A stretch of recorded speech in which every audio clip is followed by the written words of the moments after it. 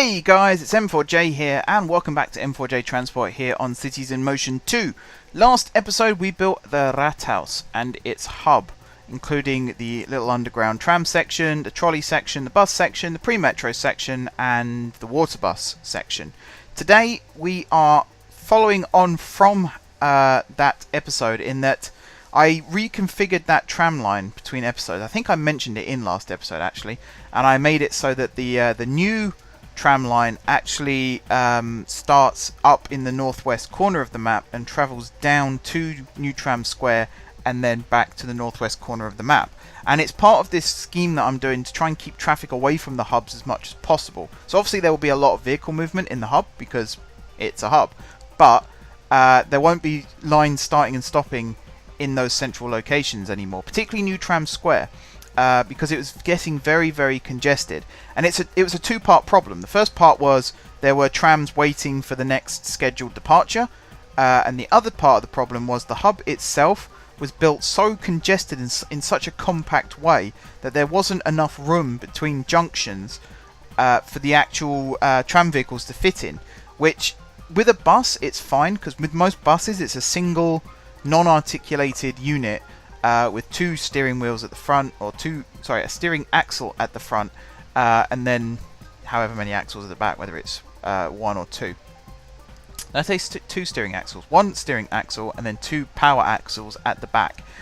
Totally irrelevant to this episode, but the whole point is, buses, although they're big vehicles, they can hold a lot of people. They are relatively short when compared to a tram, which is an articulated vehicle. And tends to be about twice the length of a bus, a conventional bus. Of course, there are things like bendy buses. There are buses now with two bends in them, which I think is perhaps a bit of an overkill. I'm wondering how long it'll be before we get a genuine double-decker bendy bus. Probably never. Hopefully, it's one of those Jurassic Park moments. You were so busy wondering, you were so busy celebrating that you didn't stop to think about whether you should. It's along those lines. I don't know the exact phrase. Someone will tell me. Someone always tells me. But yeah, New Tram Square is going to look a little bit different by the end of this episode. At the moment, I'm building some new tram lines into New Tram Square. These are the north-south lines. They're relatively important in the grand scheme of things. They were the original, this line in fact that I'm building now was the original north-south link. It connected the two islands together. Obviously there's quite a few connections that do that now. The monorail is the best example, the metro as well, of course, the pre-metro. There are a few different possibilities, but this tram line is still quite important in the spine of the city because it's the only street running connection between the north and south. This tram line and the other tram line, which you can see me putting in now. So I needed to make sure that these tram lines especially had the capacity, and that meant rebuilding New Tram Square.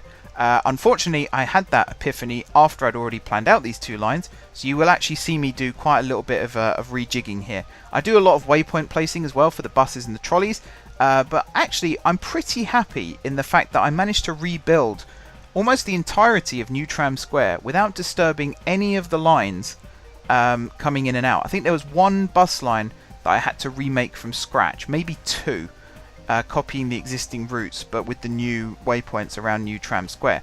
And I consider that an achievement. Back in the day I'd have completely blitzed all of the lines and started again. So the fact that I'm following on with this realism initiative that I was running in OpenTTD, in that I'm trying to do these big projects and these big builds without disturbing the population, as it were. So it's a little bit easier to do now because there are various different ways that you can get from New Tram Square to the north of the city. I've listed them all. You know, the monorail, the metro, the pre-metro. They're all different ways in which you can traverse this particular journey. But it was still important to get these tram lines running to the best of my ability, and that is what we have done by the end of this episode. And like I said, I'm really, really happy with it. So at this point, I'm rebuilding this particular section of the tramway here so that I can add an extra path connecting it all up. The reason I did that is I don't like building my stops on slopes, and those two stops are still on slopes, but it meant that I could rebuild this this new tram line here as well.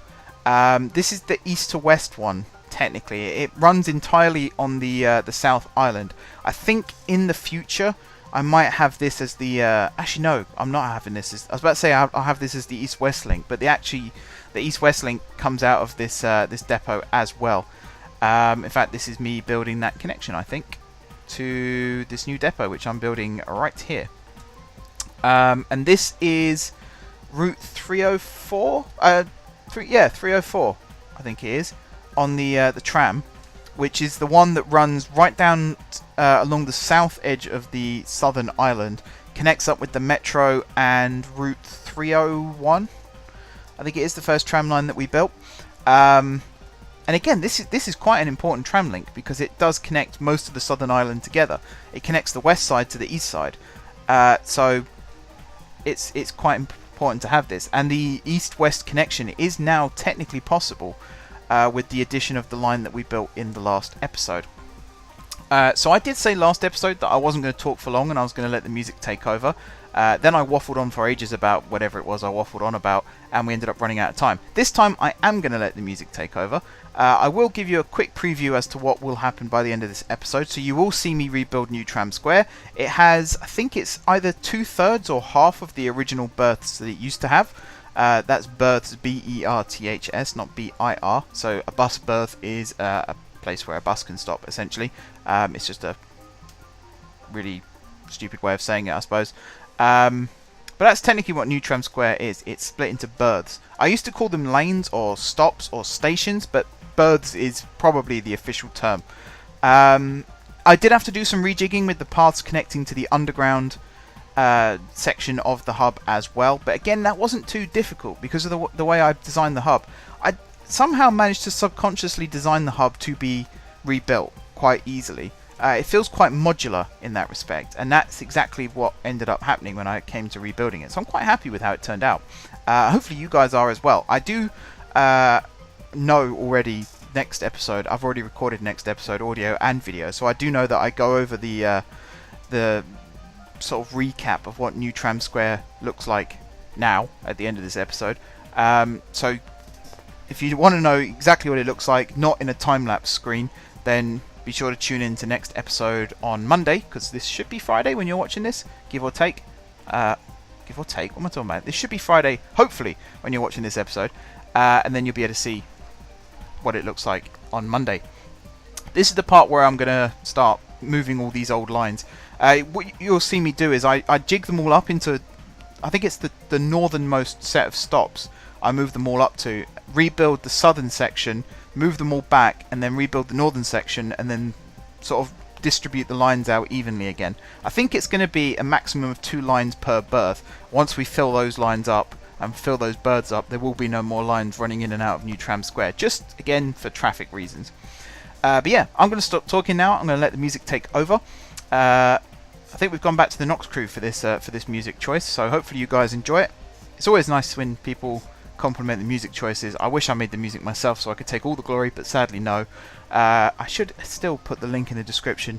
If you want to know the music for this particular video, look up Nox Crew Game Show on YouTube, go on the Nox Crew's channel, and there's a link in the description of their videos where you can go and check out the playlist and buy it if you want to as well, which I think is awesome. But yeah, thank you very much for watching, guys. I do a big spiel next episode as well about the support during my time off, so I won't do it now. But I will say thank you again for the support in terms of subscriber count. That's the bit that I'm most happy with. So I will touch on that more next episode, as I already know what I say next episode. But yeah, thank you guys for watching. Don't forget to leave a like if you enjoyed the video, and of course if you're enjoying the series. Drop some comments down below with ideas for future episodes. Do check out the name suggestions list, either just to look at it and see what other people have suggested, or to add your own. All suggestions are welcome, although don't be offended if I do ask for some clarification in the comments on that particular sheet. And do remember the rules regarding naming hubs and major interchanges. You have to be a supporter on Patreon in order to be able to do that. But yeah, besides that, if you haven't already subscribed to the channel, be sure to hit the subscribe button. If you have already subscribed to the channel, thank you guys for your continued support. It really does mean a lot. Enjoy the music, enjoy the time lapse, and until next time, I will see you soon.